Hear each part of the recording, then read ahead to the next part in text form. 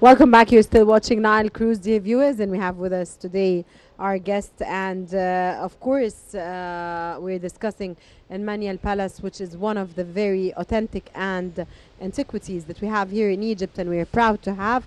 And it's an amazing place, dear viewers, that you always have to come and visit, and especially for tourists that are visiting in Egypt. It's always a very important destination that you have to be coming over and watching, and it's here in Emmanuel in Cairo, a very wonderful place that we are really impressed to have. Sir, back again to our important questions. Some palaces face threats of falling down or being destroyed to be replaced by high buildings. How can we protect our heritage, of course, and why aren't some palaces still enlisted among the heritage protected by the Ministry of Antiquity? For some palaces where now it is construction condition not in good, but in any way the government now try to support or to restore these palaces, where they look for a lot of palaces, like a famous palace in Muhammad or Muhammad Ali Palace in the citadel, or called El Jawhara Palace in Saladin, on Saladin Citadel. This palace need a restoration. So, but in any way, when you look for the restoration, this costs a lot of money. So the government try to restore this in cooperation with international organization, especially for UNESCO, to protect the historical building. Where the historical building, this mean not only for it is time, also for the future. What this mean? Mean it is meaning giving a good knowledge for the people to know how the people lived in this time. So in any way, from time to another time, they try to restore the old palaces to keep it in good condition. This palace, sir, is being restored for many times.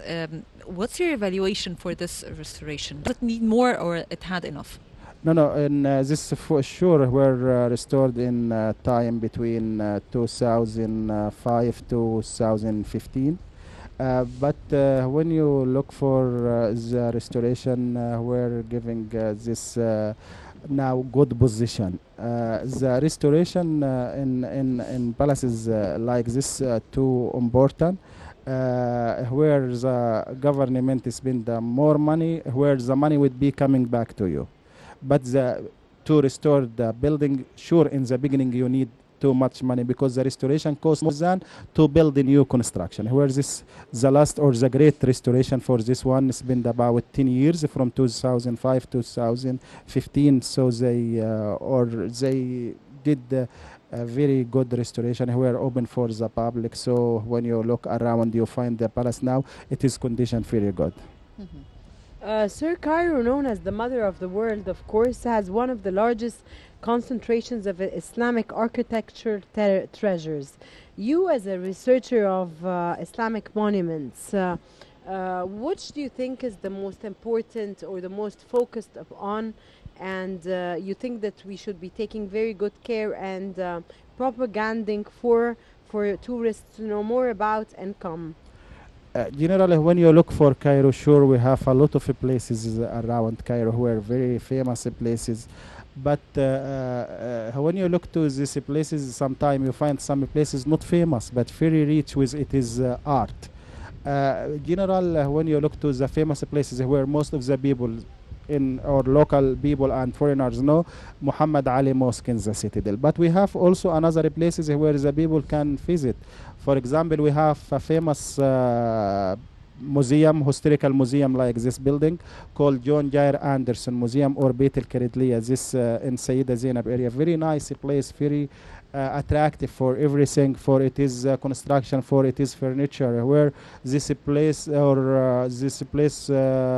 consists of two houses. One of them date back to Ottoman time, another one date back to Mamluk period. And in between 1935 to 1942, there was a British doctor lived in the two houses, and he did the restoration or restored both of them, and he opened this for places for the or like a museum for the visitors to visit. And also we have another place where very nice. This in Abdeen Palace, also a nice place where not a lot of people know information about this place. Not a lot of people know where this place, but in any way need more media and do more focus for people to know this place. Also, we have many other places like where we have a famous street called El Mu'izz li Dinillah Street, where this very nice street for visitors to see, and they can see different construction, can see religious construction, can see also houses and many other places in this street they can see. Okay, sir, because we're running out of time, hear about this palace and the owner of this palace, Muhammad Ali Tawfiq.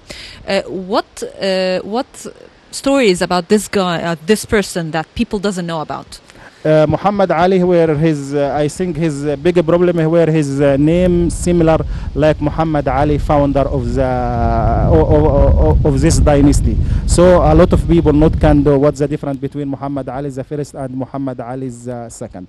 Muhammad Ali, where before we say he was a prince from Muhammad Ali dynasty, and he was born in 1865, and he built his palace here, and he started his life here in Egypt. And for his high education degree, he started in Europe, and also after he came back to Egypt, where he played important political role in Muhammad Ali dynasty, especially with King Farouk. And before King Farouk, he also played political role with Abbas Hilmi II, and he also spent most of his life in here. But when the revolution happened in 1952, this palace after follow the government, and in 1955 this was opened for the public to see or to visit. Mr. Yasser Sebak, researcher of Islamic monuments, we thank you so much for joining us here in Nile Cruise. Of course, Nile TV in a very in a distinctive place like Al Manial Palace. Thank you so much for joining us, and hope you've enjoyed being with us as much as we had the pleasure of having you today. Thank you. Nice to meet you. Dear viewers, this was all for today's episode of Nile Cruise. We brought you Nile Cruise today from Al Manial Palace, a wonderful place that everyone should be here visiting. And from me, myself, Rana Khassas, thank you so much for joining. Thank you, Rana.